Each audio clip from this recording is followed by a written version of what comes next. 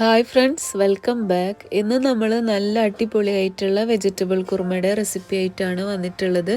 അപ്പോൾ ഞാനിതാ ഇതുപോലത്തെ ഒരു പാക്കറ്റ് വെജിറ്റബിളാണ് എടുത്തിരിക്കുന്നത്. ഇതിപ്പോൾ ഫ്രോസൺ ആണ്. ഇത് നമ്മൾ വാഷ് ചെയ്തിട്ട് മൾട്ടാക്കാൻ വെക്കണം. അപ്പോൾ ഇതിൽ ബ്രോക്കലി ഉണ്ട്, കോളിഫ്ലവർ, അതുപോലെ ക്യാരറ്റ് ആണുള്ളത്. നിങ്ങൾക്ക് ഇഷ്ടപ്പെട്ട വെജിറ്റബിളൊക്കെ ഇതിൽ ആഡ് ചെയ്യാം. ഇത് തന്നെ വേണമെന്നൊന്നുമില്ല. ഇനി ഞാനിത് വാഷ് ചെയ്തിട്ട് ഡ്രെയിൻ ചെയ്യാൻ വെക്കുകയാണ്. ഞാനിതൊക്കെ ഒരു ചെറിയ പീസാക്കിയിട്ട് കട്ട് ചെയ്യും.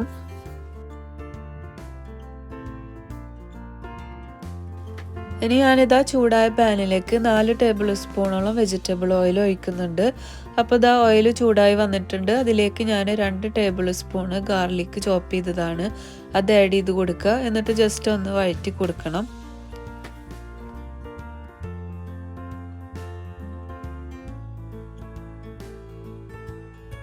അതിനുശേഷം 1.5 ടേബിൾ സ്പൂണോളം ഇഞ്ചി ചതച്ചതാണ് അതും കൂടി ആഡ് ചെയ്ത് കൊടുക്കുക.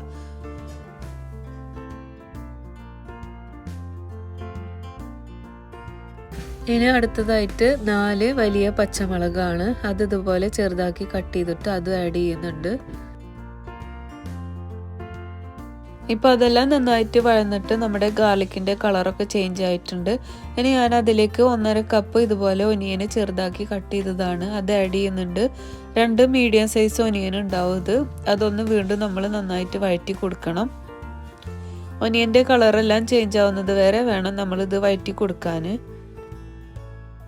ഇപ്പോൾ ഒനിയന് റെഡി ആയിട്ടുണ്ട്. ഒനിയൻ്റെ കളറൊക്കെ ചേഞ്ചായി വന്നിട്ടുണ്ട്. ഇനി ഞാനിതിലേക്ക് നമ്മൾ കഴുകി വെച്ച വെജിറ്റബിൾ ഉണ്ടല്ലോ അത് അതിലേക്ക് ആഡ് ചെയ്യാണ്. എന്നിട്ട് ജസ്റ്റ് ഒന്ന് വഴറ്റി കൊടുക്കുകയാണ്. വെജിറ്റബിളൊക്കെ ഇതുപോലെ ചെറുതാക്കി ഞാൻ കട്ട് ചെയ്തിട്ടുണ്ട്.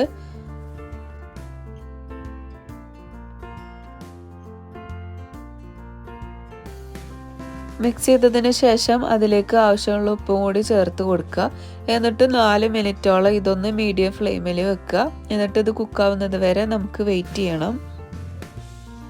വീഡിയോ കണ്ടുകൊണ്ടിരിക്കുമ്പോൾ നിങ്ങൾക്ക് ഇഷ്ടമാവുന്നുണ്ടെങ്കിൽ ലൈക്ക് ചെയ്യാനും സബ്സ്ക്രൈബ് ചെയ്യാതെ കാണുന്നവരുണ്ടെങ്കിൽ സബ്സ്ക്രൈബ് ചെയ്യാനും മറക്കരുത് കേട്ടോ. അതുപോലെ നമ്മുടെ ഇൻസ്റ്റാ പേജും ഫേസ്ബുക്ക് പേജും കൂടി ഒന്ന് ഫോളോ ചെയ്യണം. അപ്പോൾ നമുക്കിതൊന്ന് കവർ ചെയ്തിട്ട് കൊടുക്കുക.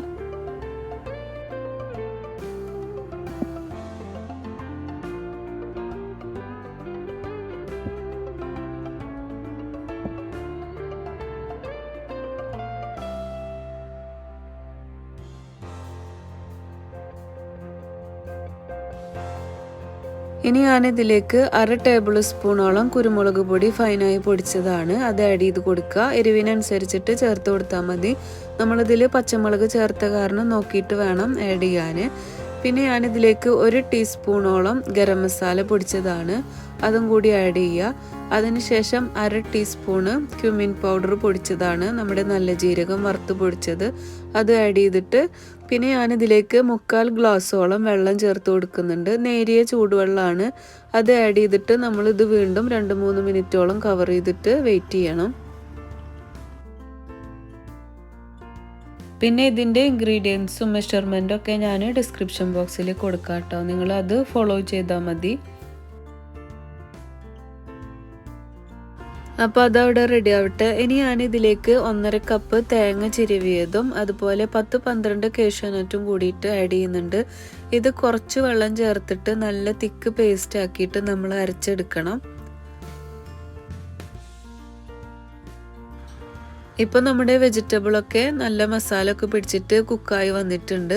വീണ്ടും ഞാനൊന്ന് മിക്സ് ചെയ്തിട്ട് കൊടുക്കുകയാണ്. ഇനി ഇതിലേക്ക് ഞാൻ 1/2 ടീസ്പൂണ് മഞ്ഞളിൻ്റെ പൊടി ചേർത്ത് കൊടുക്കുന്നുണ്ട്. അത് ഓപ്ഷനിലാണ്, ഞാൻ കളർ ചേഞ്ച് ചെയ്യാൻ വേണ്ടിയിട്ട് ഇട്ട് കൊടുത്തതാണ്.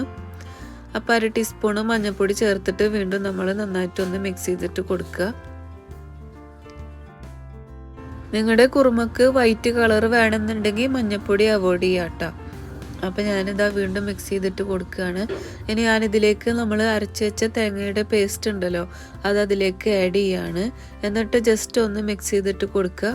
അതിനുശേഷം കുറച്ച് വെള്ളം കൂടി ചേർത്തിട്ട് വീണ്ടും നമ്മൾ ആഡ് ചെയ്യുക. നേരിയ ചൂടുവെള്ളമാണ് ഞാൻ മിക്സിയുടെ ജാറിൽ ഒഴിച്ചു കൊടുത്തിട്ടുണ്ടായിരുന്നത്.